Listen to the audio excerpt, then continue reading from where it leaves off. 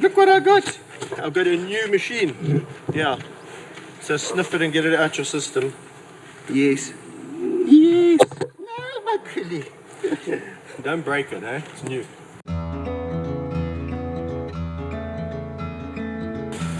No, not there. There.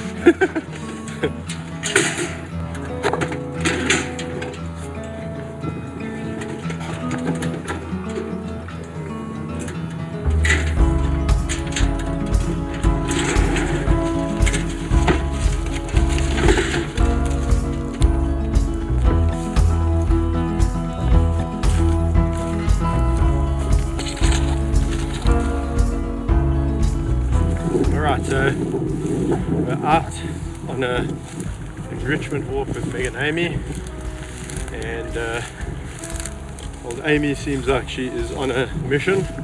Hello, Gilly! Oh!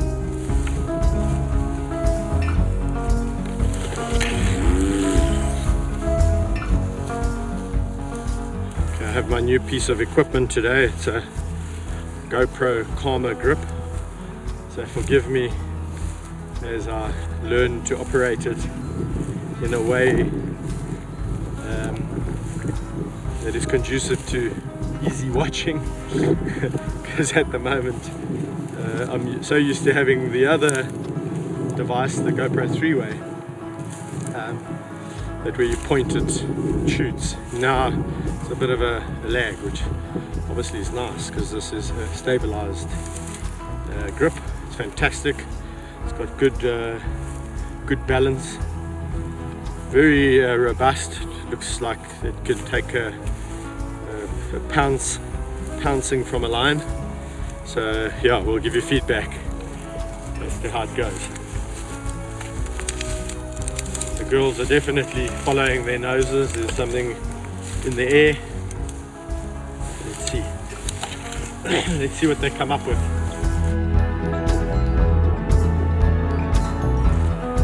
So they chased a little warthog there, but missed it, so she's decided to come back to the road.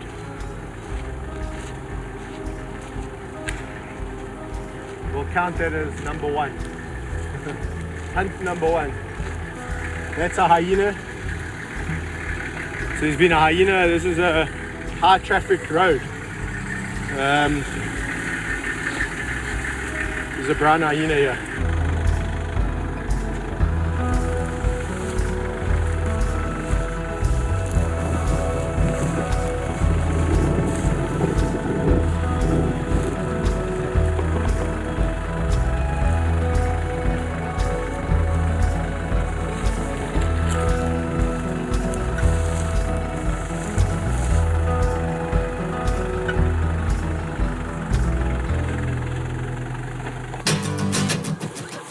Meg and Amy are making me work hard for my money today on a nice pace through the poplars. When they set off on a pace like this, it's actually pretty difficult to keep up. They haven't been out for a while, and yeah, they're making me pay for it. There she is, all her glory.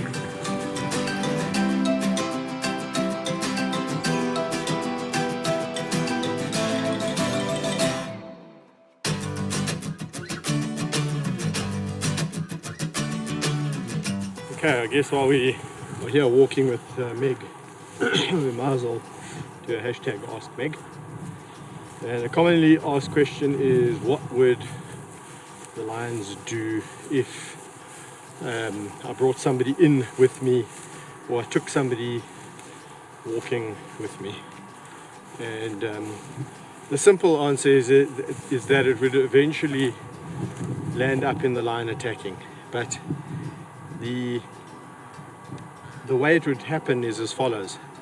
The lion initially would probably be a little bit wary of the person that I brought in with me, and initially might even treat that person as if they were a potential threat by staying away from them.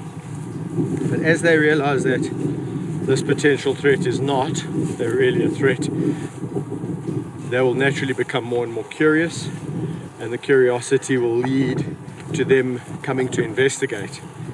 When they come and investigate, they might do it quite nervously, and in that vein they might try something like bite or paw, and that's going to get the person's adrenaline going, the person I've brought in with me, and they're going to start to act like prey, and that's going to trigger the lion's response to react to prey, and that's going to result in the lion attacking or biting or holding or doing something that's going to cause, if not death, probably a lot of damage.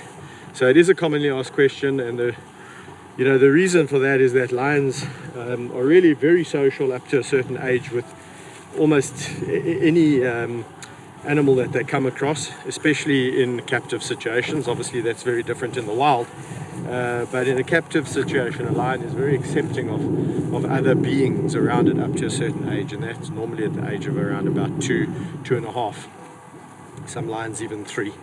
But a mature lion has no time for making new friends, has no intention or inclination, doesn't want to. So they're friendly with who they're friendly with, and that's the way they like it. It's not to say that they can't be accepting of another lion later on down the line, because that's naturally what happens with wild lions. A male lion would come in, oust the old male, take over the pride, and that would result in the females having to submit. So the difference being is a lion knows how to deal with a lion and has the weaponry and the skin and the strength to deal with that conflict. Human being doesn't. So obviously, yeah, if you get on the receiving end of a lion paw or jaw, it's going to hurt.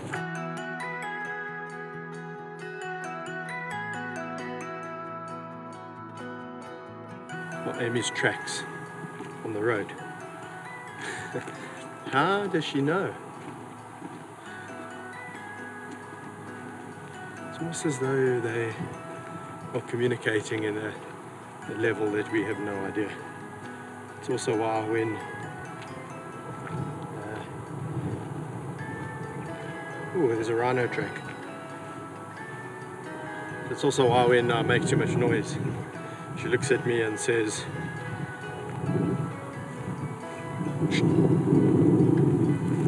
"That's what happens when you take a human along on a hunt with you. Don't expect this. He's either talking or he's making a noise, fumbling and tripping over branches in the grass. Clumsy bipedal."